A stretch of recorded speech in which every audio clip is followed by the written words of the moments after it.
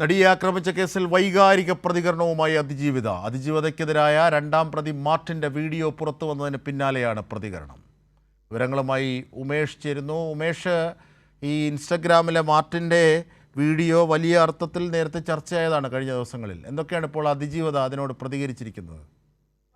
അജിംഷാദ്, ഈ കേസിൽ ശിക്ഷിക്കപ്പെട്ട രണ്ടാം പ്രതി മാർട്ടിൻ ആന്റണി അതിജീവിതയെ അധിക്ഷേപിച്ചുകൊണ്ടുള്ള മാർട്ടിന്റെ വീഡിയോ ഒക്കെ പുറത്തു വരികയും അതുമായി ബന്ധപ്പെട്ട് അതിജീവിത തന്നെ പരാതി നൽകുകയൊക്കെ ചെയ്തതാണ്. ആ പരാതിയിൽ പോലീസ് കേസെടുത്ത് അന്വേഷണം നടത്തുന്നതിനിടെയാണ് ഇപ്പോൾ വൈകാരിക പ്രതികരണവുമായി അതിജീവിത തന്റെ സാമൂഹ്യ മാധ്യമ പേജിലൂടെ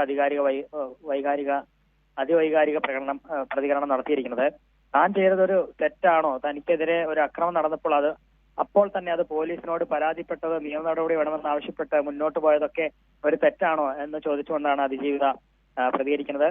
അന്നേ സംഭവിച്ചതെല്ലാം വിധിയാണെന്ന് സമാധാനിച്ച ആരോടും ഒന്നും പറയാതെ മിണ്ടാതെ ഇരിക്കണമായിരുന്നു. പിന്നീട് എപ്പോഴെങ്കിലും ആ വീഡിയോ പുറത്തു വരുമ്പോൾ, അതായത് ഈ പൾസർ സുനി പീഡിപ്പിച്ച ശേഷം ഇത്തരത്തിൽ അപകീർത്തിപ്പെടുത്തുന്ന വീഡിയോ ഷൂട്ട് ചെയ്തിരുന്നു. ആ വീഡിയോ പുറത്തു വരുമ്പോൾ എന്തുകൊണ്ട് അന്നേ പോലീസിൽ പരാതിപ്പെട്ടില്ല എന്ന് കുറ്റപ്പെടുത്തുന്നവരോട് എന്ത് പറയണമെന്നറിയാതെ ആത്മഹത്യ ചെയ്യണമായിരുന്നു എന്നൊക്കെയാണ് അതിജീവിത പറയുന്നത്. 20 വർഷം ശിക്ഷ വിധിച്ച് ജയിലിൽ പോയ രണ്ടാം പ്രതി പോകുന്നതിന് മുൻപേ ഒരു വീഡിയോ എടുത്തത് കണ്ടു. അതിൽ താനാണ് നിങ്ങളുടെ നഗ്ന വീഡിയോ എടുത്തത് എന്നുകൂടെ പറയാമായിരുന്നു എന്നാണ് അതിജീവിത പറയുന്നത്. ഇത്തരം വൈകൃതങ്ങൾ പറയുന്നവരോടും പ്രചരിപ്പിക്കുന്നവരോടും നിങ്ങൾക്കോ നിങ്ങളുടെ വീട്ടിലുള്ളവർക്കോ ഈ അവസ്ഥ വരാതിരിക്കട്ടെ എന്നാണ് അതിജീവിത പറയുന്നത്. ഇത് വളരെ വൈകാരികമായൊരു കുറിപ്പാണ്.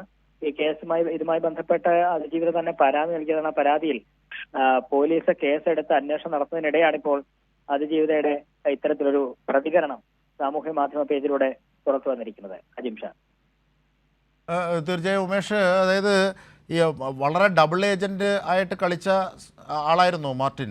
ആ മാർട്ടിനാണ് പിന്നീട് കോടതി വിധിക്ക് ശേഷവും അത്തരത്തിലൊരു വീഡിയോയിലൂടെ ഈ അതിജീവിതയെ അധിക്ഷേപിക്കുന്ന നിലപാടുണ്ടാക്കിയത്. അതിലെ വൈകാരിക പ്രതികരണം തീർച്ചയായും അതുമായി ബന്ധപ്പെട്ട് പ്രതികളുടെ അപ്പീലടക്കമുള്ള നടപടികൾക്ക് വിരുദ്ധമായി ഉപയോഗിക്കാവുന്ന കാര്യങ്ങൾ കൂടി അതിലുണ്ട്, അല്ലേ? അജിംഷാദ്, ഇത് രണ്ടാം പ്രതിയായ മാർട്ടിൻ ഈ ശിക്ഷ വിധിക്കുന്നതിന് മുൻപ്, അതായത് മാർട്ടിൻ ജാമ്യത്തിൽ ഇറങ്ങിയ സമയത്തായിരുന്നു ഇത്തരത്തിലൊരു വീഡിയോ ഷൂട്ട് ചെയ്തത്. അത് ഈ വിധി വന്ന ശേഷവും അത് വലിയ തോതിൽ പ്രചരിപ്പിക്കപ്പെടുകയായിരുന്നു.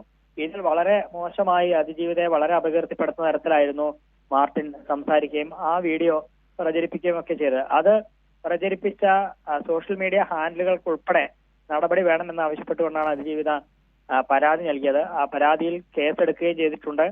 ആ കേസിന്റെ അടിസ്ഥാനത്തിൽ അന്വേഷണം മുന്നോട്ട് പോവുകയുമാണ്.